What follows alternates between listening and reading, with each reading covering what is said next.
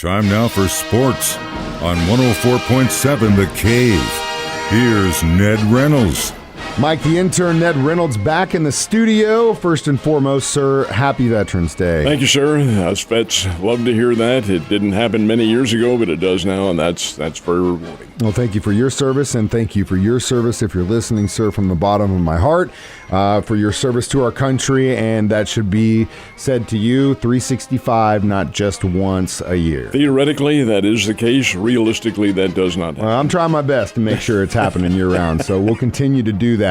Unfortunately, for prep football, that's not year-round. It will come to an end for some tonight, and we do have some local representation as the season continues, don't we? For the losers, it does come to an end. That's the way the system works. These are the district playoffs, and of course, starting with the first of the district playoffs in Game 10 on the schedule, and everybody has a Game 10, the losers are finished. However, there are many who have come through. The big game closest to the city will be in Nixa, and it'll be cold, but they will play tonight. There are no weather problems other than the cold and maybe a little damp. But over and above that, Nixa and Lee Summit North, they play for the district championship and for the winners, and this is the winners in every district. The competition then goes to next Saturday. That's when they'll all play. Now, in the case, I should say, of Class 6, they'll be the semifinals next week. That's the state semifinals. That's because Class 6, which is the largest class, but that's the largest in terms of enrollment, not the number of schools. It is the smallest of the classes in terms of schools. So they go right to the semifinals. For the others, 5, 4, 3, 2, and 1, it is the quarterfinals, and they'll all be next Saturday. And yes, we have very good representation in there. At least we'll find that out tonight. There's some key matchups, but the one closest to the city is Nixa and Lee Summit in Nixa. Let's go Nixa. Get that dub. I want to hear some good news tomorrow. All right. Speaking of which, the Missouri State football Bears are in town tomorrow to play their final home game.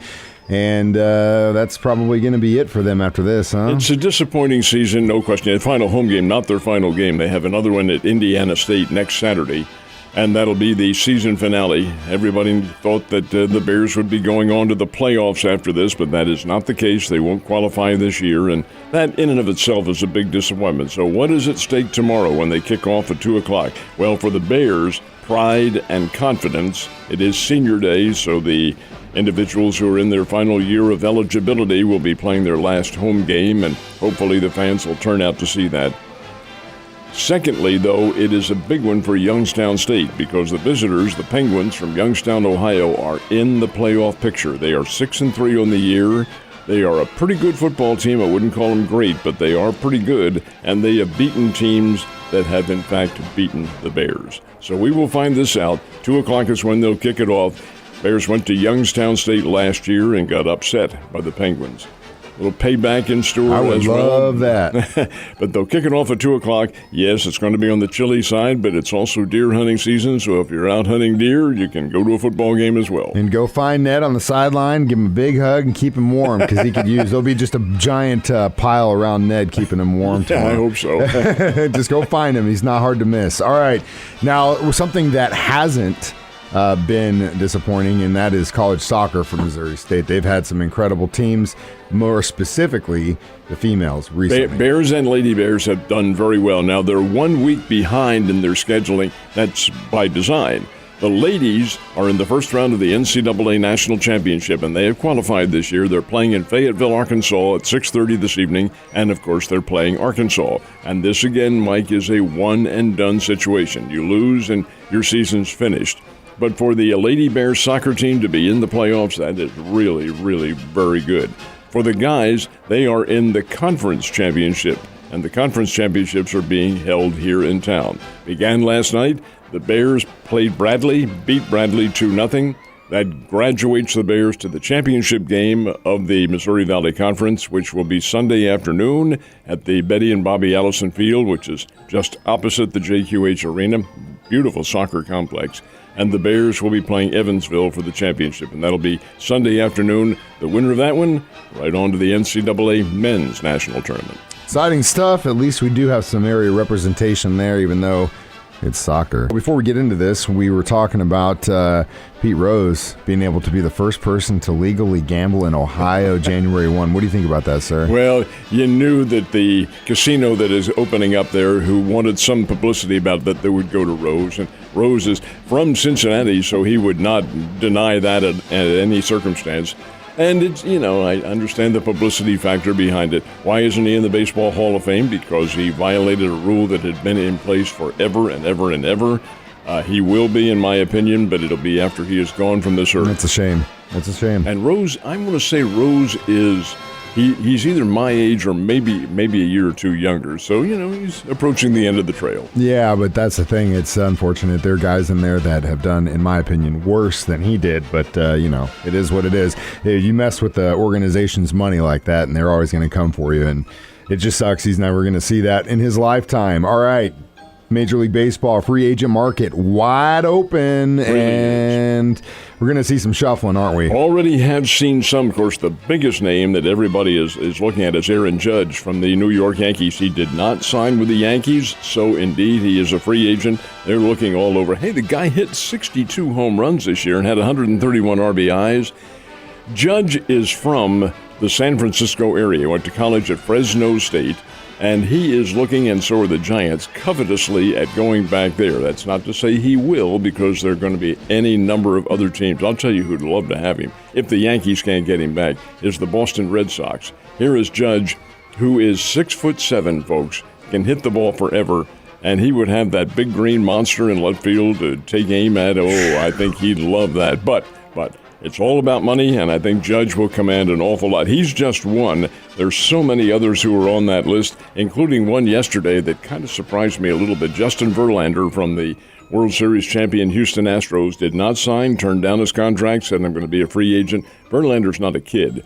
He's almost 40 years old, if not 40.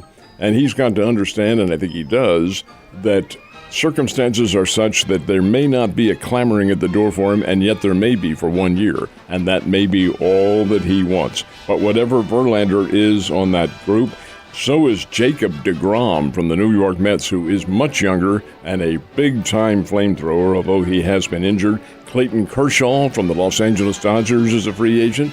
I suspect he will go elsewhere. Now, he's also another one who's approaching the end of his career and trying to make the most of it while he can. But those are just a few. Free agent market, and the list of free agents is huge, and I think it's probably going to be a very busy market now as the months go on. They can take whatever they want and look whatever direction they want. It's really wide open scene.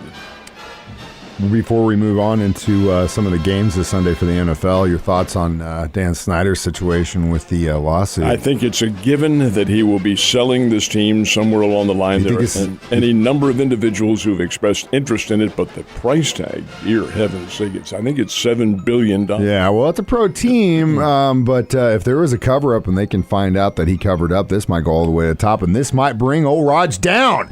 And I'm excited about that. Raj ain't going to come down. Come on. Raj is a lawyer, and he knows how to play the role pretty well. If it does turn out that way, Dan Snyder is headed to prison if he, in fact, fooled with the fans and took their money. And, the way they work it in the National Football League is that every team in a game, the home team gets to keep 60% of the gate, and the visiting team gets 40. That doesn't mean that when they leave Sunday they get their 40%. No, it's done at the end of the season. There are ways to cook the books when that happens. Yes. Snyder may have, let's qualify that, may have done that. That's what he's accused of. Who knows what really. Yeah, it'll be interesting to watch that. Hopefully they do bring Raj down. I hate that guy. All right, one of the games this Sunday does have historic value, Ned. What is it? Yeah, this is an interesting game because it is the very first one ever played in Munich, Germany. You knew that was going to happen. That game was scheduled last summer. The two teams weren't. They were decided a little bit later on. But this is Tampa Bay versus Seattle. Now, what makes this interesting, it's the first time since these games have been played in Europe, and most of them, if not all, have been played in Great Britain.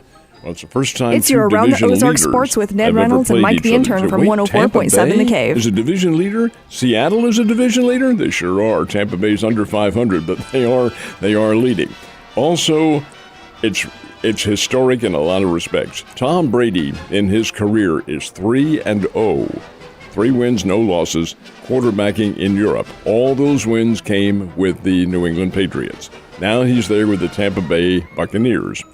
What makes it even more interesting is if Tampa Bay wins this game, Tom Brady becomes the first quarterback in history to have won games in 4 different countries: USA, Great Britain, Germany, and Mexico. I hope he doesn't win because he doesn't need any more titles or accolades.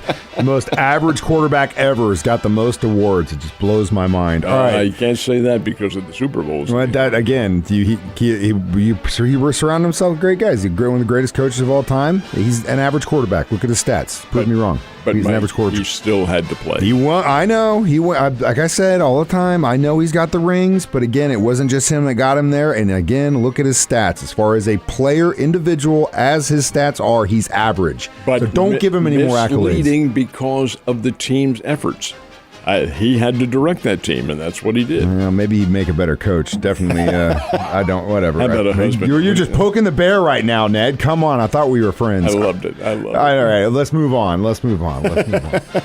Chiefs, Jacksonville Jaguars this Sunday in a very, very rare noon game, which means I'm going because I finally get to go to another afternoon game at Arrowhead Stadium. But if you're going up there, it's going to be mid-20s on Sunday, and you should prepare for the cold. Ned's going to be in here, nice and warm, probably with a hot toddy, a nice little blanket, and Ned Talk starts at 10. Well, that's cold preparing for the cold. Exactly. That's what I'm saying. I know you very well, sir. Yeah, we have our pre-game show at 10 o'clock, euphemistically called Ned Talk. It starts at 10 right here on The Cave. Goes from 10 to 11, then the Chiefs pregame show from 11 to 12, and then the game itself, which is the Chiefs and the Jacksonville Jaguars, Kansas City, 9.5-point favorite. I'm not going to go so far as to say this is a trap game because I don't believe it is. I think Kansas City's ready for everything they face.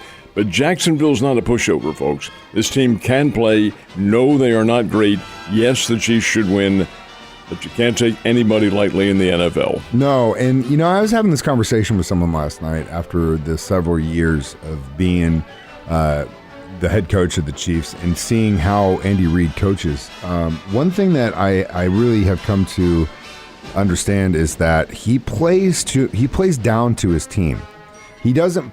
The Chiefs don't go out on the field and just boom and the engine starts and they run. He always plays to an opponent in how he feels like he needs to play down to that opponent. Whether they're a 10-5 team or a 1-10 team, he doesn't matter. And sometimes that's great. I think it worked for us, thank God, against the Tennessee game, but it bit us in the ass in Indianapolis. I think you're misterming that. It's not playing down, it's pacing yourself. Okay, well, but I would call it the same thing. Mike, you have to do that when you play 17 games against the toughest competition in the world. You're getting the hell beaten out of you by other players. You do have to pace yourself. And in the case of Andy Reid, now I'm not being negative about that at all. 14 years as the Philadelphia Eagles head coach. 14 years. Great years at the very beginning, Super Bowl level teams. Then they gradually faded. Now, why was that? Was it because of the administration? Was it because of the way the general manager handled the team? Was it because of Andy's coaching? Who knows? But the Eagles fired him, and 30 seconds later he had a new job. So I think probably his pedigree as a coach is pretty good. Absolutely. And you look at all the other guys in the NFL that are coaching based on Andy Reid's school of coaching football. So he's a player's coach. He's a great coach, and I'm so thankful every single day I put on a Chiefs hat. He's in Kansas City, Ned. Need to be more thankful that Patrick Mahomes is there. I know, it's all part. Hey, back to what we were talking about with the GOAT. It's all part of a bigger picture, my man. All the pieces fall into place. Again, Ned, happy Veterans Day, sir. Thank you for your service. And veterans, guys, thank you as well. Thank you, sir.